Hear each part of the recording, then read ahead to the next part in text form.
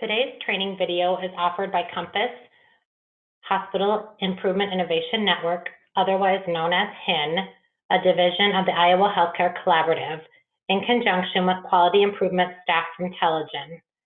My name is Diane Trendy. I am a registered nurse and a senior quality improvement facilitator with extensive background and expertise in patient care, quality improvement, and management in multiple care settings. Prior to joining Telegen, my responsibilities included fostering a culture of safety specific to care across the healthcare continuum. Sharp safety begins with you. Part 1, setting the scene and risks associated. The objectives for this learning session include a review of current SHARPS use and injury trends within the healthcare system, including the most recent International Safety Center summary data on occupational SHARPS injuries, as well as an exploration of safer needle devices and practices. Questions to run on for this session. As we explore SHARPS safety, think about how you would answer the following questions. In your organization, who is most likely to be injured by a SHARPS? Where are most of the SHARPS injuries occurring? And most importantly, what role do you play in SHARPS injury prevention? Meet Barbara Fassbinder. This story dates back to 1986. Barbara was one of the first healthcare professionals in the United States to be infected with the AIDS virus while on the job. She died at the University of Iowa Hospitals and Clinics in Iowa City. The cause was complication from AIDS. She was age 40, married, the mother of 3 children, and lived in Monona, Iowa. Barbara had graduated from the University of Iowa with her BSN in 1975, and she served in several nursing positions and was infected with HIV while treating a patient in the emergency room of Memorial Hospital in Prairie du Chien, Wisconsin. While she was pressing gauze on a needle puncture, the patient's blood apparently mingled with her blood through some small cuts on her hand from gardening, as she stated in 1990. Unfortunately, 30 years later, this event is still relevant to today's healthcare workers and safety. To set the stage for this learning event, let's watch a short video. About needle sticks, you always kind of think, oh, it's not going to happen to me, but you're never prepared for the things that come out of nowhere. It was a couple years ago. I was actually pregnant with my second child. I was just walking across the room and all of a sudden I had a really sharp pain in the bottom of my right foot. A suture needle had gone all the way through the bottom of my shoe and into my foot. The patient in the room at the time actually was positive for HIV and hepatitis C. Not only was I afraid for myself and the possibility of what I could contract, but I was also thinking about my unborn child. I thought about my other child and my family at home and telling them. I thought about how it was going to impact my personal life and the things that I had to be careful with. I was just afraid. They set me up on a schedule, told me I would have to be tested for at least 6 months. The hardest part of the whole process was just not knowing. It's not just one test and it's over. It's waiting. It's being tested again and again and again. And you never know, just walking around in your everyday life, if something is inside of you making you sick. It was all very complicated and overwhelming. Thankfully, after all of the 6 months worth of testing and all of the negative results, they were telling me I didn't have the disease. There wasn't a chance I could pass it to my child.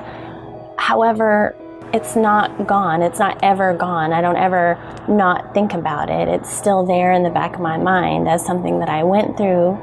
And quite honestly, not everyone is that lucky. You know, it could have turned out very differently for me and my child. Needle stick safety is important because it's not something that someone thought up one time as just another rule to follow. When you go through something like this, it really brings it home to you about why you do it, why it's so important, and the effect it can have not just on you but on other people around you. We have these things here in place for a reason, because maybe someone just like me, has gone through this, and we are trying to protect you and trying to protect those around you. So even though it may be more difficult, you make a difference.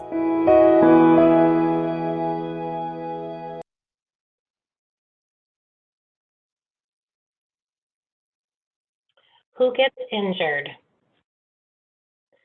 CDC estimates that approximately 385,000 injuries with contaminated needles and other sharps devices occur annually among hospital-based healthcare personnel.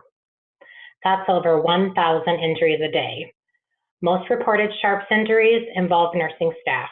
However, laboratory staff, physicians, housekeepers, and other healthcare workers also get injured. Many more occur in other healthcare settings, such as home care and nursing homes.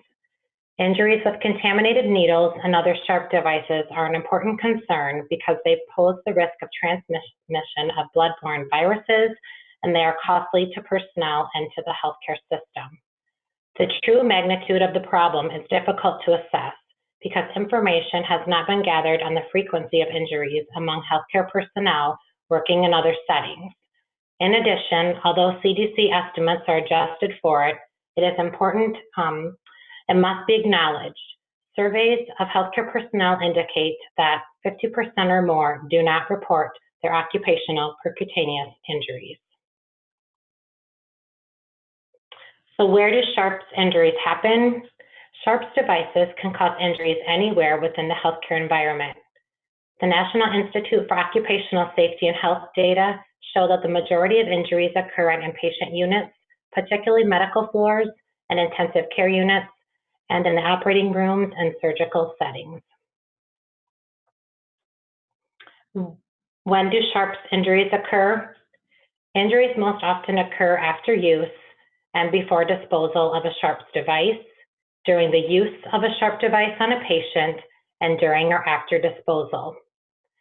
A report from the Exposure Prevention Information Network, known as EpiNet, found that nearly half of all sharps injuries occurred during the use of the sharp, and of the nearly 40% of needle injuries which involved a safety-designed needle, the majority occurred before activating the safety device.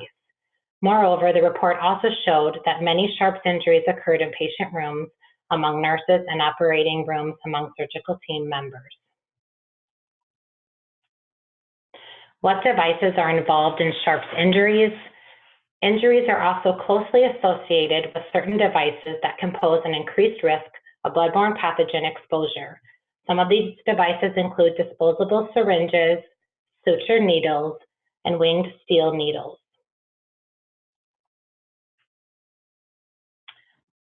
Although occupational transmission of HIV or hepatitis is relatively rare, the risks and costs associated with blood exposure are high. Some of the direct costs of sharps injuries are those associated with the initial and follow-up laboratory testing and treatment of exposed healthcare personnel. These are estimated to range between $71 to approximately $5,000 per person, depending on the treatment provided. Costs that are harder to quantify include direct and indirect costs associated with potential side effects of antiretroviral therapies and lost time from work. Time lost to completion of paperwork and follow-up, including obtaining informed consent from the source patient testing. The emotional costs associated with fear and anxiety from worrying about the possible consequence of an exposure, noting that testing for bloodborne pathogens can last for months, and the societal costs associated with HIV or HCV seroconversion. By societal cost, this refers to the possible loss of a worker's services and patient care, the economic burden of the medical care, any workers' compensation claims due to injury and exposure, and the cost of any associated litigation. The following slides and data are provided via permission from the International Safety Center, Dr. Amber Mitchell, President and Executive Director of EpiNet Exposure Prevention Information Network. This network was developed by Janine Jager, MPH, PhD, and colleagues in 1991 to provide standardized methods for recording and tracking percutaneous injuries and blood and body fluid contacts.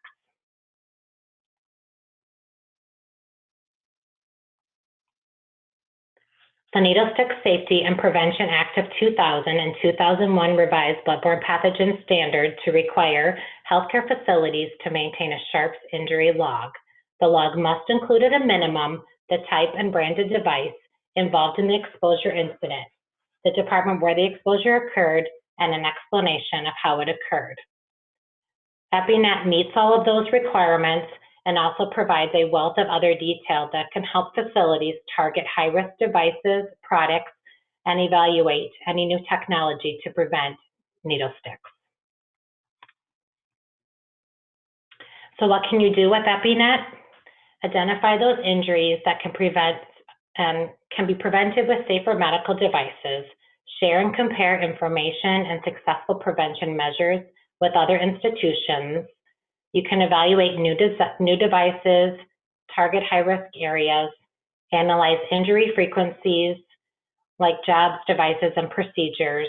And along with this, you also have access to monthly, quarterly, and annual exposure reports and summary data, which we will discuss a little bit in detail. So here's some summary data that's been collected through the EpiNet system. And as you'd expect, you can see that nurses tend to have the highest percentage of incidences from sharps injuries, with physicians next.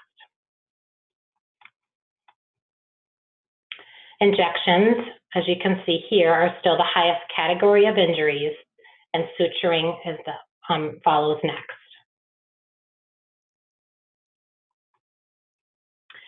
Now we will use the summary data from EpiNet in a little bit different way, and we'll capture some takeaways as this combines 3 years of data from 2012 to 2014.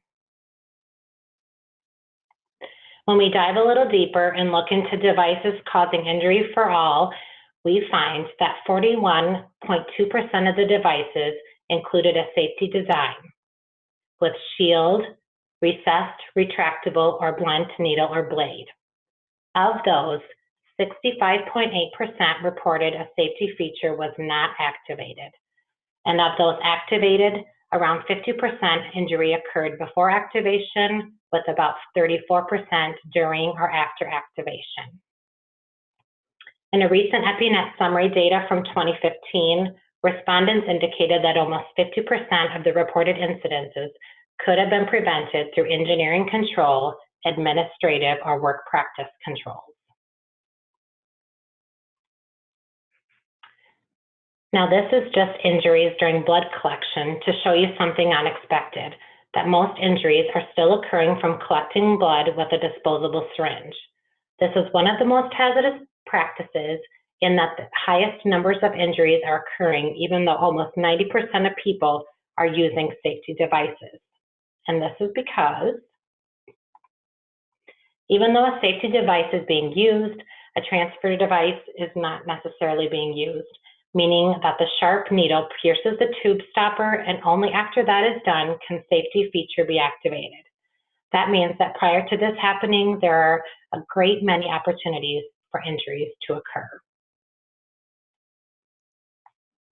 Another concern from the summary data is that of all injuries occurring downstream outside of the control of the user, injuries to environmental services, housekeeping, waste haulers, lab staff, and other team members.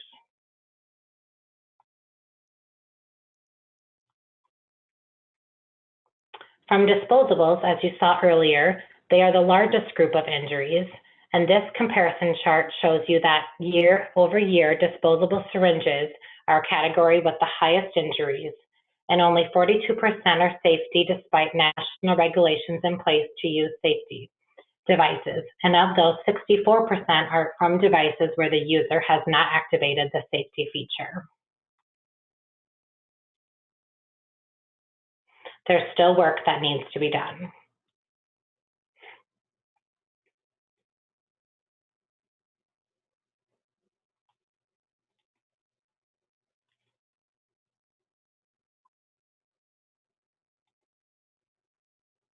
Let's review an example of what the ANA's publication, American Nurse Today, did with EpiNet data in the form of learning tools using infographics.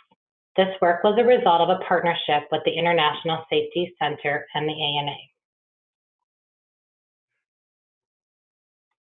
They took a look at the most prevalent injuries, and within their series focused on needle sticks and sharp injuries.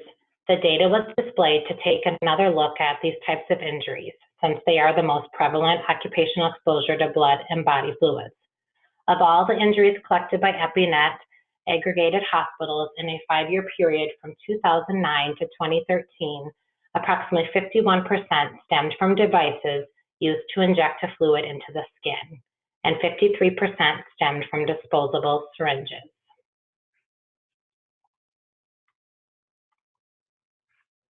They used this data to then come up with a take action plan as witnessed on this screen. It's simple, it's visually pleasing, and very clear directive for staff.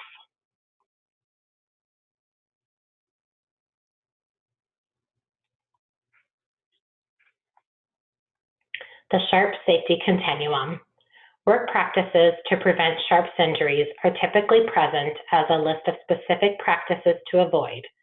For example, recapping used needles, or to use such as sharps disposal containers. Data shows that the risk of a sharps injury begins at the moment sharps are first exposed and ends once sharps are permanently removed from exposure in the work environment. Therefore, to promote safe work practices, healthcare personnel need to have an awareness of the risk of injury throughout the time sharps are exposed.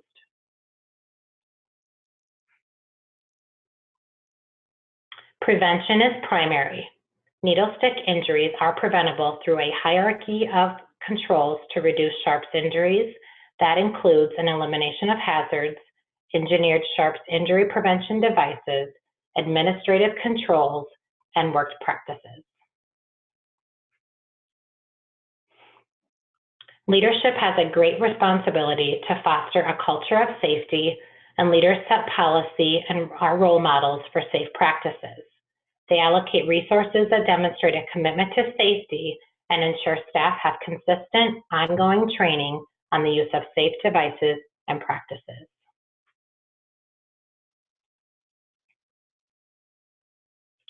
Work practice controls. Staff must then adhere to these work practice controls, such as no recapping of needles, placing sharps containers at eye level and at arm's reach, emptying sharps containers before they are full, and wearing and adhering to personal protective equipment.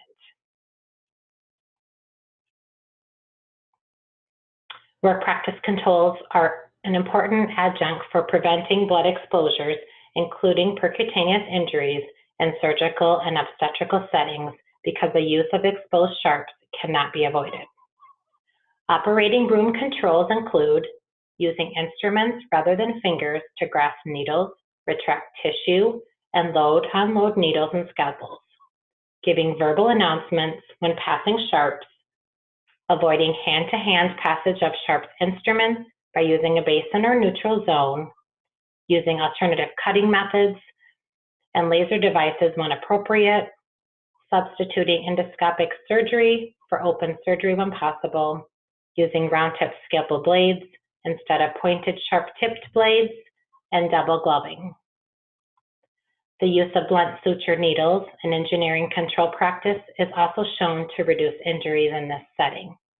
These measures help protect both the healthcare provider and the patient from exposure to the other's blood.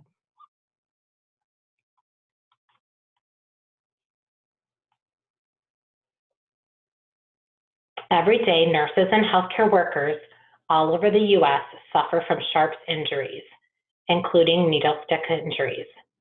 Karen Daly, a nationally recognized sharps safety expert, policy advocate, and sharps injury survivor, will now share her story with us and remind us of key practices to protect ourselves. It can happen to anyone.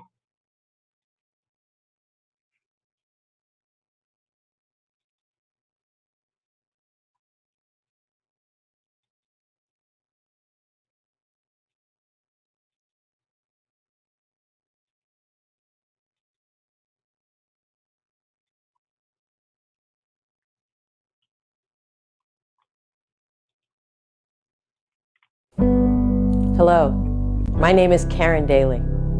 I'm a nurse and the past president of the American Nurses Association. I'm here today to share a very personal story with you and to talk about an important workplace issue that affects nurses every day across this country. 18 years ago, I suffered a sharps injury. And like many sharps injuries, it was a sharps injury that could have been prevented.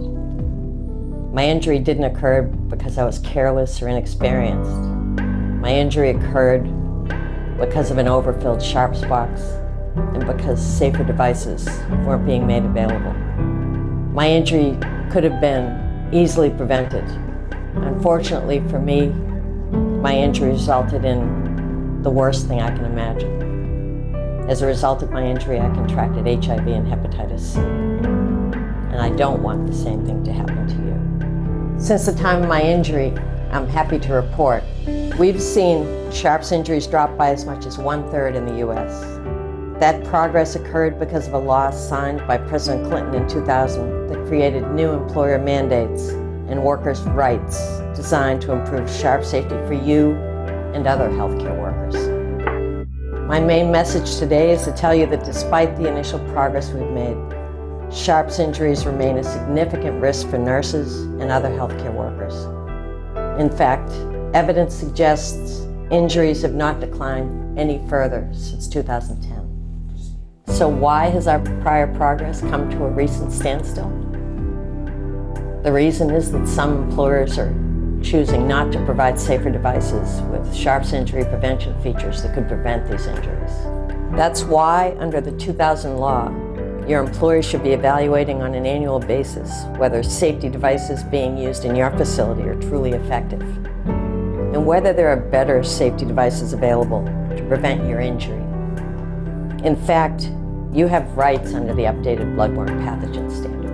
And it's so important that you take advantage of your rights under the law to become involved in the evaluation and selection of new devices.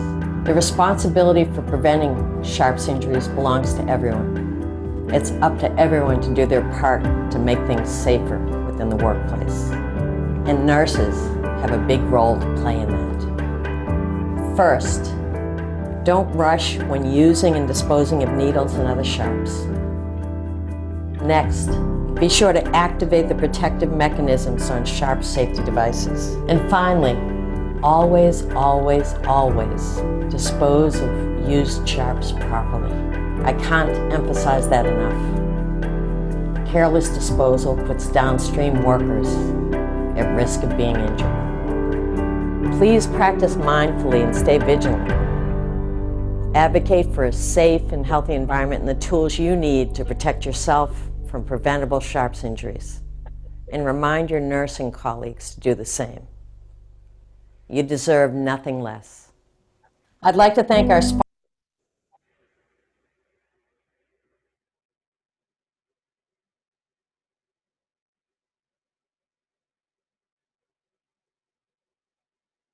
Throughout this session, we have covered the distribution of injuries across departments, as well as devices and procedures associated with sharps injuries and work practice controls that can be used to reduce the frequency of sharps injuries. As Karen Daly just noted in our video, sharps injuries have dropped by 1/3 in the United States since the Needle Stick Safety and Prevention Act, however, have not dropped further since 2010. The responsibility falls on all healthcare workers to prevent injuries from needles. Please join the fight for safety. Sharp safety begins with you. Congratulations on your successful completion of today's session. Thank you for participating in this educational event sponsored by the Compass 10.